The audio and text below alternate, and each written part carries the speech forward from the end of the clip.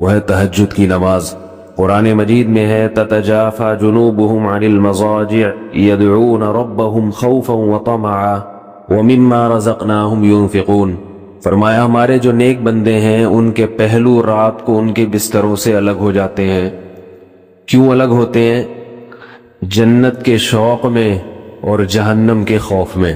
یعنی ہمارے نیک بندوں کو جنت کی لالچ اتنی ہے، جنت چیز ہی ایسی ہے، اللہ نے اس کو اتنا حسین اور مزین بنایا کہ جب وہ جنت کا تذکرہ قرآن مجید میں پڑھتے ہیں، سنتے ہیں، تو کیا کرتے ہیں کہ رات کے آخری حصے کو غنیمت سمجھتے ہیں اور اس میں اپنے رب کے سامنے کھڑے ہو کر یدعون ربہم، رب کو پکارتے ہیں، خوفا و طمعا، جہنم کے خوف سے اور جنت کی لالچ میں۔ ایک اور مقام پر ہے ربنا اصرف عنا عذاب جہنم ان عذابها کان غراما، کہ رات کو یہ دعا مانگتے ہیں کہ اے اللہ ہم سے جہنم کے عذاب کو دور کر دیجئے، اس لیے کہ اس کا عذاب چمٹ جانے والا عذاب ہے۔ تو قرآن مجید میں بہت سارے مقامات پر تہجد کی نماز کی بے پناہ فضیلت وارد ہوئی ہے، اور احادیث میں آپ صلی اللہ علیہ وسلم کا اپنا عمل تو سب کو معلوم ہے کہ کھڑے کھڑے آپ صلی اللہ علیہ وسلم کے پاؤں مبارک سوج جایا کرتے تھے۔ ہم اتنی عبادت تو نہیں کر سکتے، لیکن تھوڑی سی اس سنت کو زندہ کرنے کی کوشش کر سکتے ہیں۔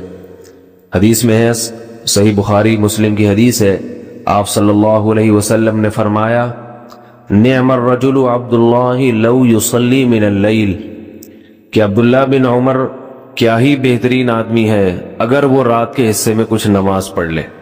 ساری خیریں ہیں، ساری بھلائیاں ہیں، ایک چیز رہ گئی ہے، رات کے آخری حصے میں نماز نہیں پڑھتے۔ تو عبداللہ بن عمر کے بیٹے حضرت سالم فرماتے ہیں کہ یہ سننے کے بعد میرے والد نے، عبداللہ بن عمر نے، کبھی تہجد میں ناغہ نہیں کیا، اور بہت تھوڑا سوتے تھے، ہمیشہ پابندی سے رات کو تہجد پڑھتے تھے۔ ایک اور حدیث میں آتا ہے کہ آپ صلی اللہ علیہ وسلم نے ارشاد فرمایا افضل الصیام بعد رمضان شہر اللہ المحرم وافضل الصلاة بعد الفریضة صلاة اللیل، کہ سب سے بہترین مہینہ روزے کے لیے رمضان کے بعد محرم ہے، اور سب سے بہترین نماز فرض نماز کے بعد رات کی نماز ہے، فرض کے بعد سب سے افضل ترین نماز۔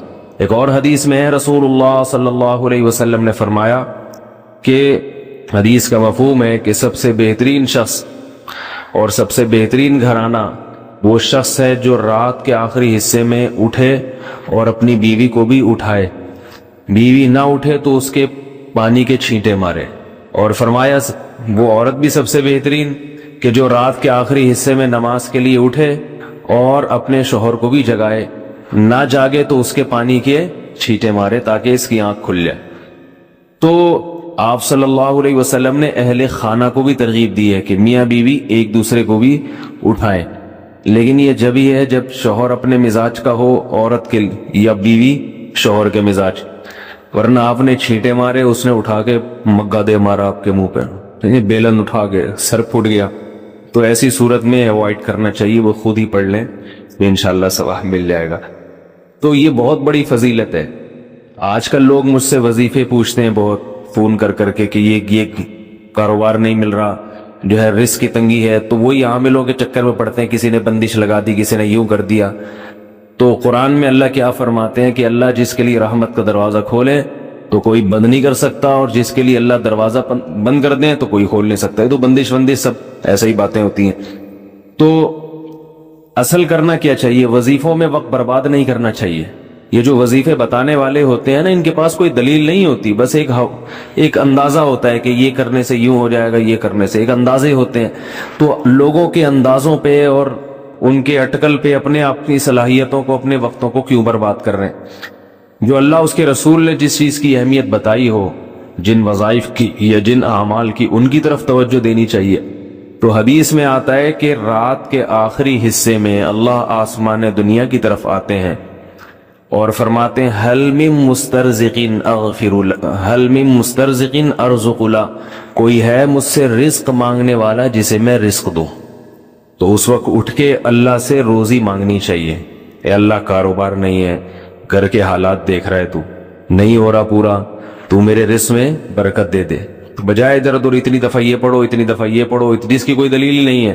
تو اللہ کے نبی نے کیا فرمایا؟ اللہ آسمان دنیا پہ آ کے کہتے ہیں کوئی ہے رزق مانگنے والا، اور اللہ کہتے ہیں حل من مستغفر اغفر له، کوئی ہے مجھ سے گناہوں کی معافی مانگنے والا کہ میں اس کو معاف کر دوں. تو آخری حصے میں اللہ تعالیٰ خود مطالبہ کر رہے ہیں، کوئی ہے بھائی اٹھے مانگے میں دوں گا. تو ہم پڑے ہوئے سب سو رہے ہوتے ہیں اس میں. تو یہ بہت بڑی نیکی ہے، یہ بہت بڑی سنت ہے رات کے آخری حصے میں نماز پڑھنا. صحابہ تو بہت لمبی لمبی پڑھا کرتے تھے، اتنی ہم نہیں کر سکتے تو تھوڑا سا کر لیں. علماء نے لکھا ہے کم سے کم 2 رکعتیں یہ تہجد کی، کم سے کم، زیادہ سے زیادہ 8 بھی ہو سکتی ہیں عام معمول آپ صلی اللہ علیہ وسلم کا، اور اس سے بھی زیادہ ہو سکتی ہیں، لیکن وہ نہیں ہو سکتا تو 2 رکعتیں پڑھ لے انسان. اور حدیث میں آتا ہے کہ آپ صلی اللہ علیہ وسلم سے کبھی رات کی نماز رہ گئی تو پھر آپ دن میں پڑھ لیا کرتے تھے. تو یہ قضا تو نہیں ہوتی، نفل نمازوں کی قضا نہیں، صرف ایک معمول کا پابند رہے انسان. اس لیے آپ نے ترغیب دی ہے، رات کو رہ گئے تو دن میں آپ صلی اللہ علیہ وسلم نے 12 رکعتیں پڑھی ہیں تو دن میں پڑھ لے انسان. اور اگر رات کے آخری حصے میں اٹھنا بہت مشکل ہے یا ناممکن ہے تو آخری درجہ یہ ہے کہ عشاء کی نماز کے بعد وتر سے پہلے 2 نفل پڑھ لے انسان، بلکہ اس سے بھی پہلے یہ کہ سونے سے پہلے پڑھ لے.